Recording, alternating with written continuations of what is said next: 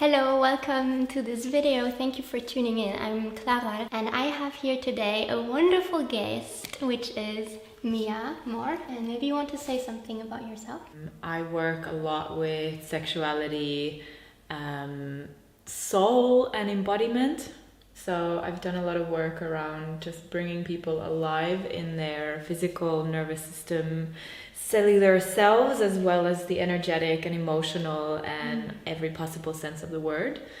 And I write a lot of poetry since I can remember. So that's been the channel of creativity and the appreciation of beauty. Well, I met Mia 2 years ago, I think. And one of the most interesting thing that I found about you was like a certain peace that you have, like a very peaceful way of going through the day with like making little things, little mundane things like cooking a meal or walking down the streets be like so sensual in a way. Is it something that you cultivated or is it something that you are kind of born with? Or That's like a good question.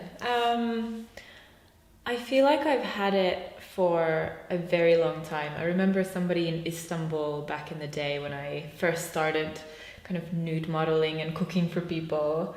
I remember somebody commenting on seeing like a green aura around me, and that would be the color of peace and the heart, and like I feel like it's a certain frequency, and every person in the world carries some frequency, you know, like we're always vibrating either in a more high, like anxious kind of fiery level, or we're like more down to earth. So I've associated with more with the element of earth and with the element of water, but like this really calm and peaceful lakey water, I guess, rather than like a bulging sea.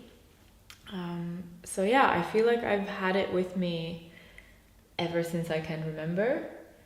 And there has been times in my life where I've had panic attacks or like severe depression and all kinds of like negative pitfalls. And I've still like kind of dealt with it through going deeper in myself. So I've always chose to dive instead of kind of explode out. And yeah, that could be a cause of many things, but I feel like it's taught me how to really anchor myself and know that there is more wisdom and more to draw in from within. So how would that look like if you're starting to stress or to have so many things going on? How would that look like for you to dive into it? I'm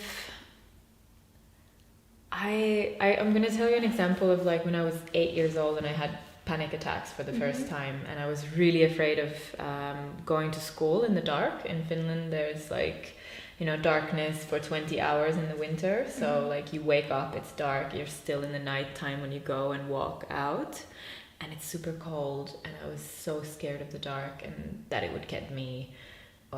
And I wasn't aware of it coming from any, you know, source in particular, but I just like started to have this feeling that someone's chasing me and I need to run. And as an 8-year-old or as a 9-year-old, I was just like, okay, my heart rate, like everything's happening.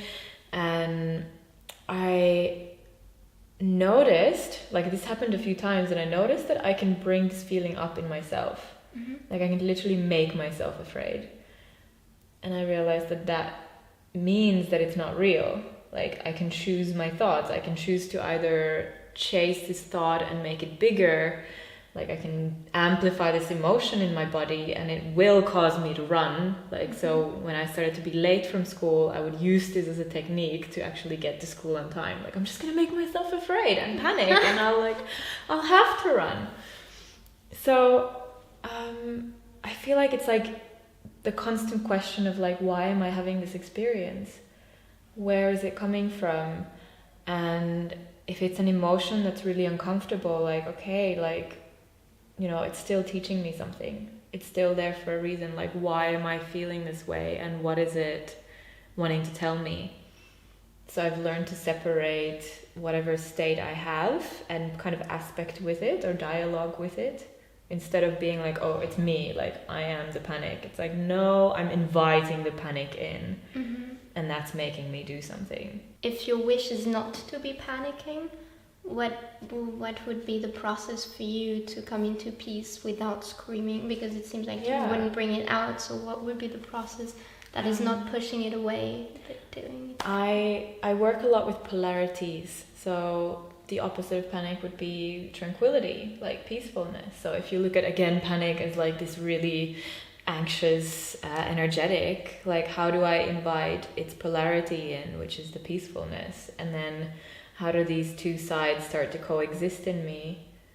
So it's almost like through meditation or through inviting or entering another part of my psyche where it is calm all the time, where I know that there is calmness and peace and lake surfaces that are just like complete mirrors to everything else.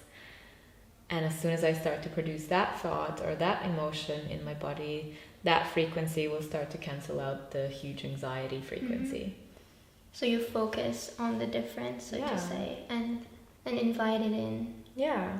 And depends what kind of person you are. If you're into colors, you can look at them as colors. If you're more into music, you can do it with music. Like I'm sure a lot of people use music as a amplifier or a manipulator of emotion.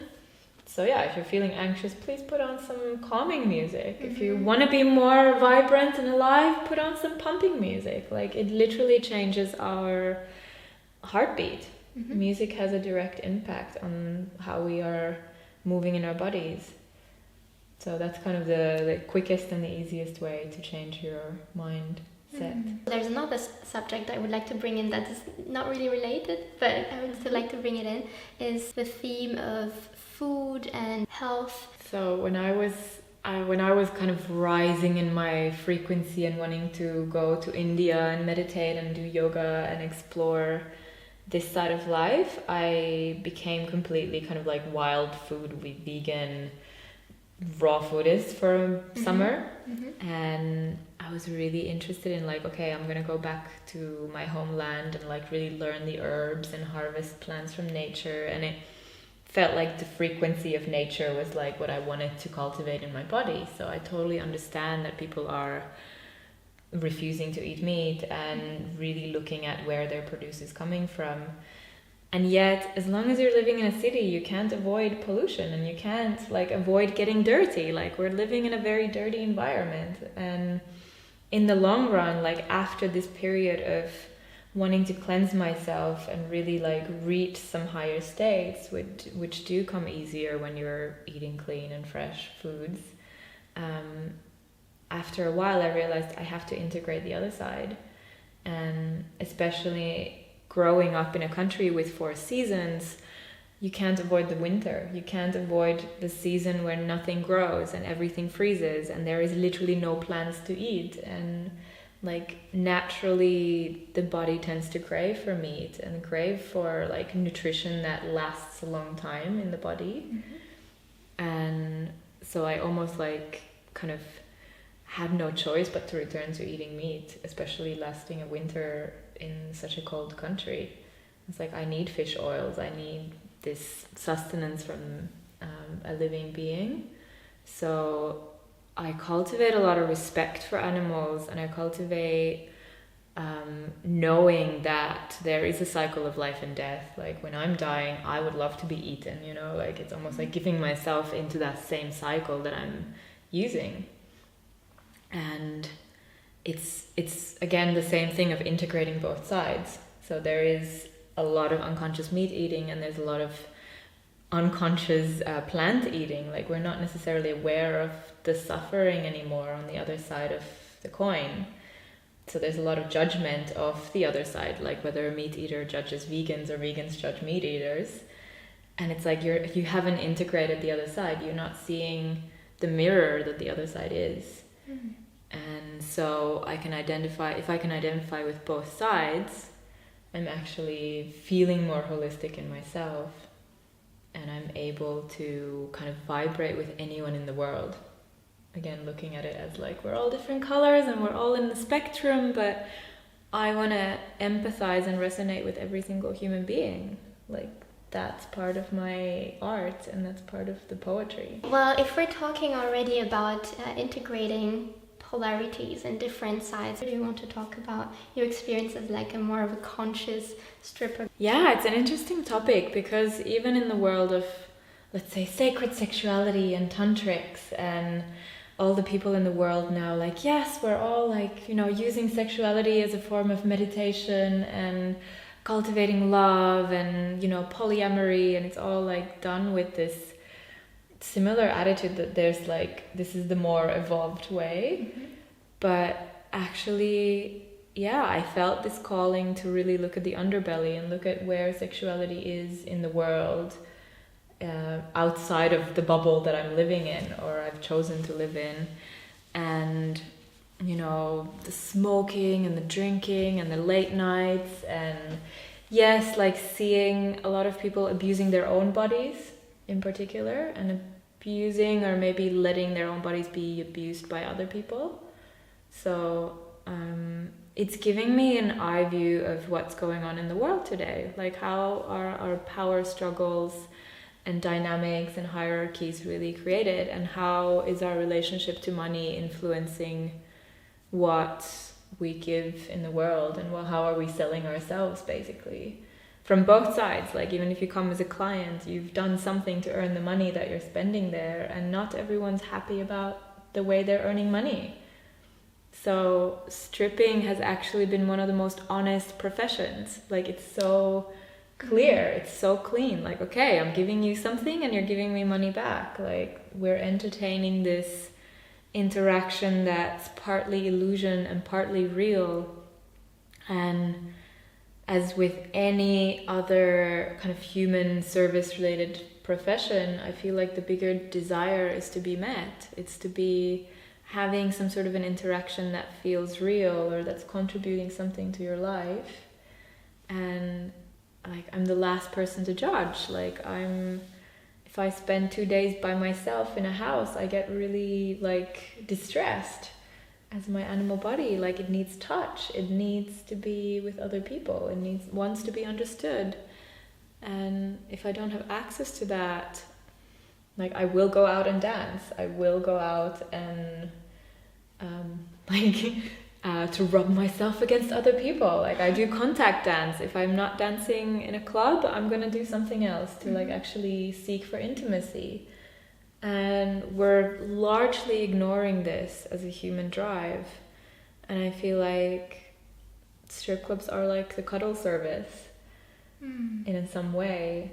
But it's also establishing this stage for female archetypes. And I wish there would be more diversity among the women that are doing this work, because I'm finding more and more that like every human being is beautiful. Every single body type is desirable when it is in its unashamed eros. And it's an elusive concept. Like, we're looking for what that might look like and how does that express.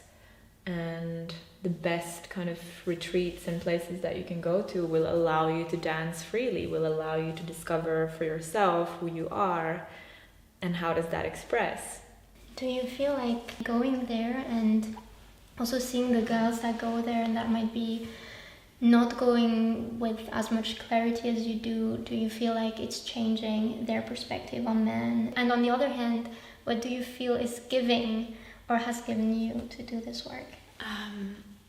I feel like there's always two sides. It's not right and wrong, and it's not black and white. And I've found a lot of liberation in the women who go and work in this field. Like, for myself as well, I had so much judgment against strippers, and like, am I really gonna sell my body and the visual enjoyment of my body on stage, like literally for money?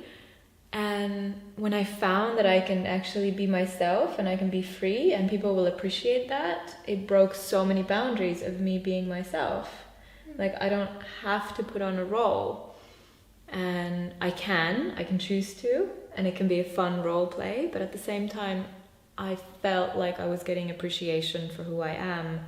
And I feel like for a lot of women, especially again coming into body types, it's really nice to know that there is someone out there that will like instantly fall in love with you and give you money for it, just to look at you or just to spend time with you. So even if it feels like an interesting, very flawed system, I feel like it is strengthening some of our self-worth, especially if you know how to ask for your self-worth. In terms of how much you want to pay. Yeah, like, I mean, don't sell yourself cheap, basically. I don't want people to be struggling and selling their bodies for any less than they feel comfortable with, which is a bigger question in the whole sex work industry. Like, how much are you worth? How much would you sell yourself for? And people saying they wouldn't do it for $1 million. Like, okay, but I feel like you haven't actually explored that. Like, you haven't actually been on the line of that question. And if you have been on the line of that question, it starts to come clearer. Like, there is a breaking point for everyone. Money and sexuality are so interlinked, and it's such a shadow in our society, and I feel like we do need to look at it. So I feel like we're actually in the arrowhead of looking at that and trying to break that stereotype and trying to break misconceptions and stigma around sex work. And I'm so in favor of that happening. I want sex work to evolve, not to disappear, not to be pushed aside, not to be said that it's something dirty, but actually it is doing the work that we all need to do. At some point or another, you need to be able to look at your sexuality and how you're protecting yourself against it, or how you're using it, or how you're getting what you want in the world, even if it's in shadowy ways at an office space. There is some clarity in a strip club. The men are allowed to watch the women, and the women are allowing them to watch. And in our everyday life, there are so many times where we can feel like, I'm talking as a woman towards men, but it can be also for anyone, that there's this shadowy way of being looked at from the side, or even at contact impro. I feel like sometimes I feel the hunger of people coming there and wanting touch, and sometimes not really looking at my boundaries and me not saying them quickly enough, and then feeling like I'm not completely safe, even in such a conscious place with lots of people that are sober and all of that. Yeah. And I guess we're lacking a lot of the ability to say no. We're lacking so much of like, okay, like, thank you, that's enough. Or if I'm feeling that on the dance floor, like, okay, I'm dancing with my full being, and then at some point I'm like, okay, I feel like you're taking from me, like, let's just move into hands. It's just like, you're in this point in the dance, like, this is where we're starting and this is where we're meeting. So yeah, it's an interesting, again, like, if you're taking self-responsibility, it's you who has to make your own boundaries. It's like no one else can tell you where your boundary is until you discover it, and usually the way to discover it is somebody breaking it. Like, I'm a big favor of like consent talks and boundary talks, but at the same time, you don't know your boundaries until they're broken. Like, somebody has to scream into your ear or pinch you, or, you know, like, something will happen, and then you know, like, I'm not doing that. And it should be a really clear felt hesitation, like, okay, that is too far, and like, this is the right distance. And the more we actually slow down these interactions and that process, I feel like that's where we can do the work. Like, okay, it's not yes and no and either or. It's like, let's go slowly, and you start to touch me, and I'll tell you where to stop. So yeah, in a way, again, like, strip clubs will give some of that. Like, there's a clear boundary on no sex. For example, in the club I'm working in, there's a clear boundary on touching, which is conditional. There's a clear boundary for every girl for themselves. And I feel like, yeah, we all get to define it. And I'm luckily trained so much in listening to myself that I will know when I feel uncomfortable. And I feel like we do know, even the client will know if I feel uncomfortable. And if we go beyond that boundary, we will start to feel very awkward in the interaction, and it's not going to be fun for anyone. So yeah, like the clubs have taught me to be in consent and to be consensual, and that adds to the sensuality that we're sharing. Like that will add to the fun. Like, hey, we're adults engaging in something that's a play, and as long as we're both having fun, it'll feel okay afterwards. If it feels like someone's doing something that they don't want to, or they're being touched in a different way and they want to, they will freeze. Like there will be tension in the body, and it will not leave a great imprint. So that's the easiest way to tell whether you're having fun or not. And you say it also, you really feel like sex work is important in the world, but needs to kind of evolve and maybe change in a different way. What do you think, like why do you think it's so important that it stays? Why are we so possessed with sex? In a way, all the problems of the world are about sexuality. In some ways, they're not about sex. Like it's not the main point. There's so many other desires that get hidden or disguised as sexuality, and this whole like porn addiction, like losing touch with each other, going into our phones, looking for Tinder dates. Like I feel like we're losing the intimacy at the cost of sexuality. Like, okay, we're using our genitals, or we're using our animal procreative systems that are actually really fine-tuned to find someone to mate with. Like it's a really precious process in the biological level. Like you're finding someone that you can actually spend 20 years raising offspring with. Like that's a whole different game than hooking up on a Friday night. So I would love to expand the world of sexuality into the nuances. Like, okay, I love that there's a fetish scene. I love that people can go and explore their fantasies, and there's way more rules and way more boundaries and way more consent talk in these fields. It's like you ask for what you want, and we're both in consent of giving it to each other. And there's safe words, and you know, I don't know how many dates there are with safe words, you know? Like, okay, like at some point we can stop this. Like we don't have to do the either or game. So I work with body work, and I work with erotic body work, and the same thing happens there. Like, okay, I'm trying to teach people to own their own sexuality and own their own boundaries and own their own pleasure. That is not like, I'm not in charge of that. I'm there as a conduit and I'm there as a guide, but I'm not going to do something or give you some experience. Like you have to open up to it.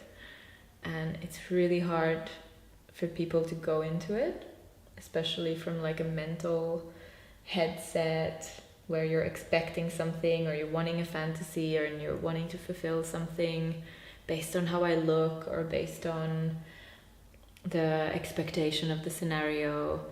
And I keep breaking down these walls every single interaction, every single day in my life. And even before I worked with sexuality, I felt like it was just about, how do I connect to the soul of this person? Like, how do I go a step deeper and connect from the heart first?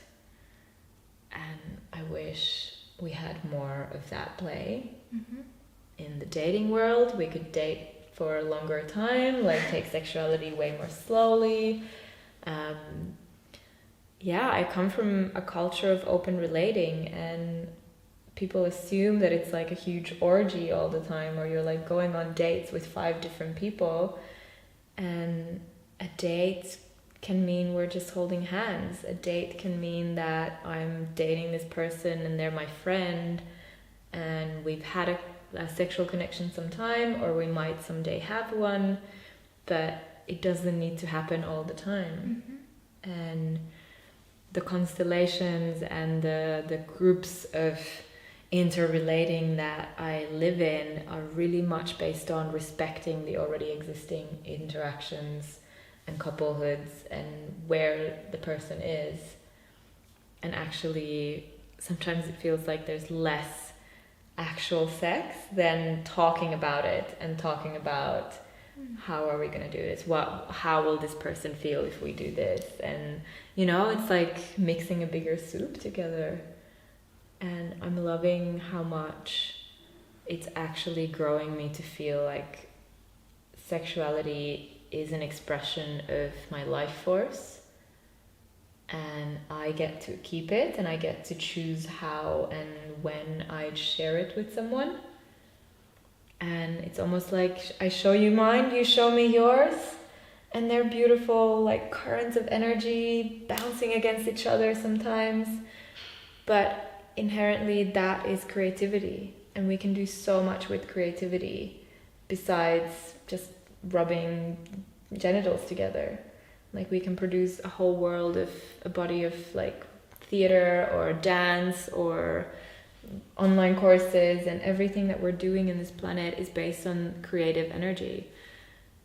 And I would love for us to really think on, when we're having interactions and relationships, like, okay, what else can we create? How can we use this electric charge between us and to really do something in the world, or to really choose the moment when we choose to engage, to make it more ritualistic or more meaningful or deeper or more significant. So now we talked about sexuality and connection, and I know that you do a lot of work with like emptiness and feelings of loneliness and what it's all about. Going from the interrelatedness and the connection between people, especially when I'm doing intimate work with other people, I feel like I need to go back into myself and source myself from what I call the void, which I guess connects to a Buddhist concept of non-dual emptiness and transcending the self and the ego into a place of nothingness, and cultivating space in the center of our atoms, our cells. And in some ways, you know, I want to write this book on kind of embodied exercises on this concept, because I feel like this is key to us actually dissolving our personal boundaries and starting to look at the humanity as a collective whole, starting to feel these emotions as a shared field of experiencing, and, you know, going and looking at the fear, going and looking at the depression, going and looking at like shame, sorrow, guilt that we're feeling in this planet right now due to environments or economic disasters or whatever is happening. We are all feeling it, and it takes more effort to put up boundaries and to ignore other people, no matter if you're doing meditation on love and light, or whether you're going to the gym or you're going to the bank. Like, you're still putting up shields from feeling everyone else. We talked about that as the scenario in the metro, and feeling how unhappy people are. And how do we actually change that? Not just for ourselves, not just about vibrating in a bigger frequency in myself, but as a whole. And I feel like a lot of my contribution in the world is coming in the next few years of transmitting more of this field. Like, okay, we all share the same origin. We can all go back into feeling like we are the cosmos, we are the spaciousness, and within that field where it's almost like the primordial part of us before creation, and accessing that through embodiment, through dance, through meditation, through breath, through visualizations, is going to help us to push us to the next rung of evolution, where we start to look at the planet as a whole and humanity as a whole, and what needs to happen for us to move forward instead of destroying ourselves. And the self-destructive instinct feels like it is that resistance to looking at us as a living being and an organism, as a species or as a planet. So yeah, sourcing and going back into this place of I am actually everything and nothing. And from that place, I'm able to relax into it, feel more peaceful in myself through it, but at the same time, I'm allowing myself to listen to a larger whole. I'm allowing more thoughts and more experiences in without having to hold one perspective and one opinion on a topic. So I'm able to look at my client's point of view as much as mine. I'm able to look at yours and this person who completely disagrees and feel more of where is it coming from. And if I start to listen to it deeper and deeper, the same thing with the fear and the panic, you know, it's there for a reason. And I'm gonna need help to look at it. So actually we all are gonna need each other at some point. So yeah, sourcing ourselves from the void is going to be very key, in my opinion, to looking at the next piece of evolution and revolution. What is your main way of connecting to that within? My favorite way would be through dance, and again going into it through contact. And I want to teach this because I feel like not a lot of people know that there is this dancing from a place of emptiness instead of from a place of intention. So as we talked about, okay, we go there to connect, we go there to actually feel each other, and like, yes, our body has needs to feel intimate and to feel met and to feel caressed, and that's all fine and well. But if I first tuning into myself and going into a place where I relinquish my desire body, I relinquish my personal story about who I am and how I want to interact and who I want to interact with. It's almost like I blindfold myself from my conditioning and feel the room as a field of energy.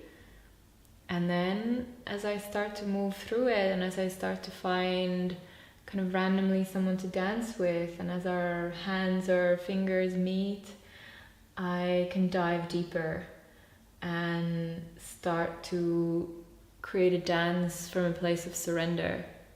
And if we both surrender equally and at the same time, the experience that happens through us is like something that nobody can design or plan for. So I feel like those are the most magical moments when I feel like life is moving us. Do you have something else that you would like to say right now? I don't know. I actually want to suggest you tell me, like, please be in touch with me or ask these questions. And if something sounds really weird, then please, like, tell me to specify. I'm really trying to be present in Facebook and Instagram and answer people's questions. So they can find you on Facebook and Instagram? Yes. Okay, that will be below in the description box. Yeah.